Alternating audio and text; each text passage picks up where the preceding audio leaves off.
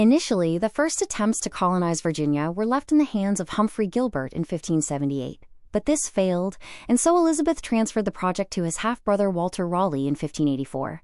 In April of 1584, Raleigh sent a fact-finding mission to explore how viable a place Roanoke would be for a colony. Sailors Philip Amadas and Arthur Barlow made contact with the local indigenous Americans, and happy that the mission was a success, Raleigh sent a fleet of 7 ships to settle at Roanoke. Economically, Virginia was promoted as a paradise for jobs and resources, addressing high unemployment in England.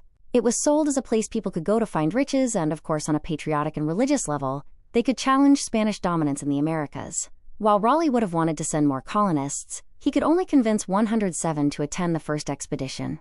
The 1585 expedition established the rule of law, with 107 colonists sailing to Virginia and Ralph Lane being appointed as governor.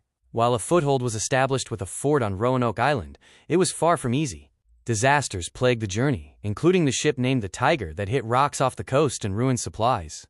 Upon arrival, Richard Grenville, the commander of the fleet, asked a group of colonists to scout the nearby indigenous village, and in the process, a silver cup went missing. Grenville immediately blamed the indigenous people and ordered the village of Aquascogoc be burned down.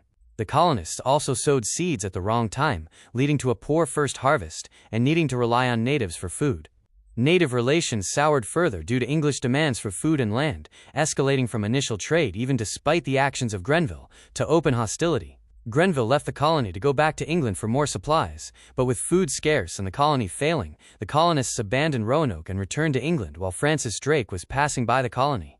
The 1587 expedition faced many of the same challenges as the first colony, but there were differences. For example, this time there were women and children, and John White became the governor, though he did soon leave on a supply mission.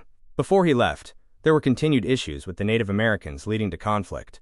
One group called the Croatans seemed to have suggested that other Native American groups from the Sectoan, Aquascogoc, and Dasamonkapwek tribes were responsible for the deaths of the first colonists. White launched an all-out attack on these indigenous peoples, leaving no chance of reliance on their trade or generosity to support the colony. John White was unable to make the return journey to Roanoke from his supply mission due to the Spanish Armada until 1590, and when he returned, all the colonists were gone, with only the letters CRO and word Croatan scratched into nearby posts and trees, meaning their fate may have had something to do with natives.